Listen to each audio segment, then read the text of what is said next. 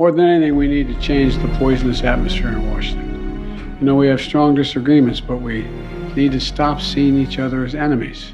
President Joe Biden's plea for unity and civility comes at a time when the U.S. is facing a deep and bitter polarization that threatens its democracy and stability. But can U.S. politicians really change the poisonous atmosphere in Washington? Frankly, it has become a toxic environment.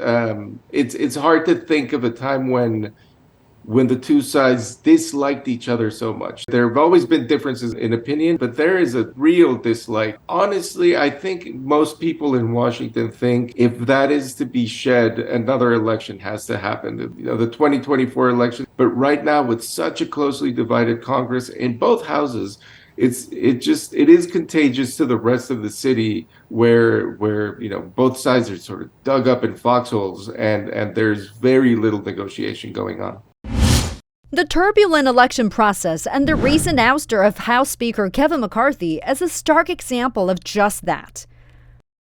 McCarthy made steep concessions with the far-right wing of his party in order to win speakership, precisely because of the razor-thin majority that his party has in the House, a reflection of the widening chasm between the left and right. America is a country of contrasts, where freedom and democracy are touted as cherished values, while at the same time, polarization and conflict are undeniably evident. Republicans in Congress are spreading conspiracy theories, denying reality, and poisoning the well of our democracy.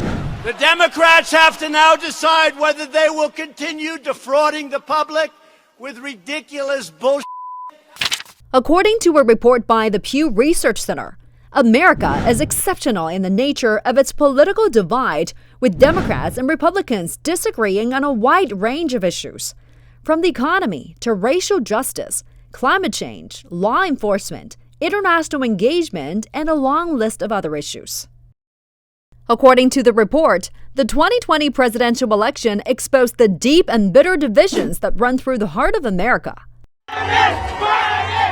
Biden and Trump supporters see each other as enemies, not just rivals.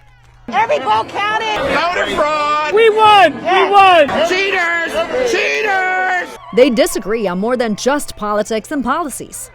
They disagree on what it means to be an American.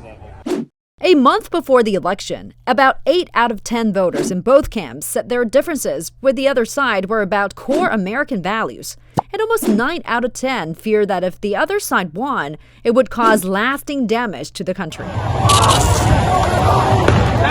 And this is the grim and chaotic reality behind the numbers. On the streets of America, where hatred and disorder prevail.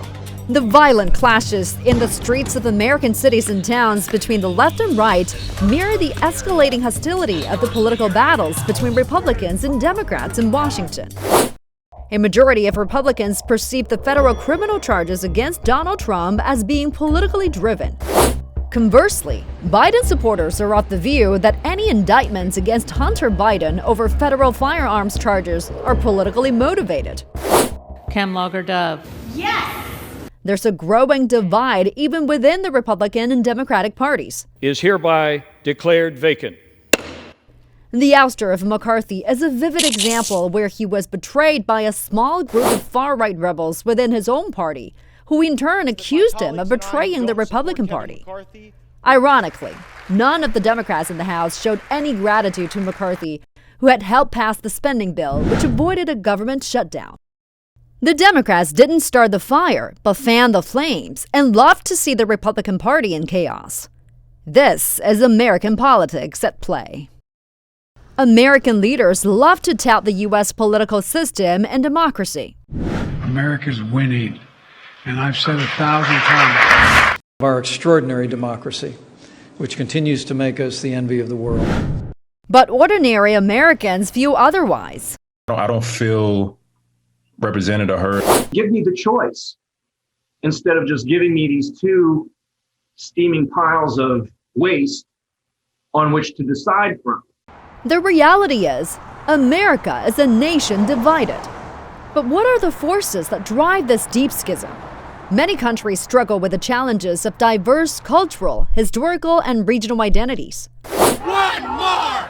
Not one more! But America has a distinctive feature that sets it apart. A two-party system that forces a wide range of issues into polarized camps. We will abolish abortion! And it's becoming increasingly difficult to reach a bipartisan consensus on any issue. A recent Gallup poll showed that support for a third major U.S. political party has gone up to 63%. There's this idea that two very different visions for the country are competing. Until one of those visions sort of establishes political dominance, it's very hard to see that this sense of polarization will go away. The U.S. government has lost the faith of the American people. Public trust has plummeted to one of the lowest levels in history. Only 16% of Americans believe that Washington can do what is right, either always or most of the time. This is a shocking indictment of the state of democracy in the nation. We know that the framers of the U.S. Constitution purposely designed the House to be the most democratic, but also the least effective branch of government. Consequently, the House has often been fractious, often been the home of political theater and perpetual campaigning for re-election, since representatives have terms that are only 2 years in length. However, given the deeper splits in American society today, given the systemic challenges and the need for deep reforms, the House is failing and has been failing for many years to play a constructive role in governance. And this has made American problems worse. McCarthy's Congress, unfortunately, exemplifies this trend. That's the state of play in America. It's what's wrong with the system. Nobody expects their politicians to tell the truth anymore. Yet they're always disappointed when these politicians don't deliver.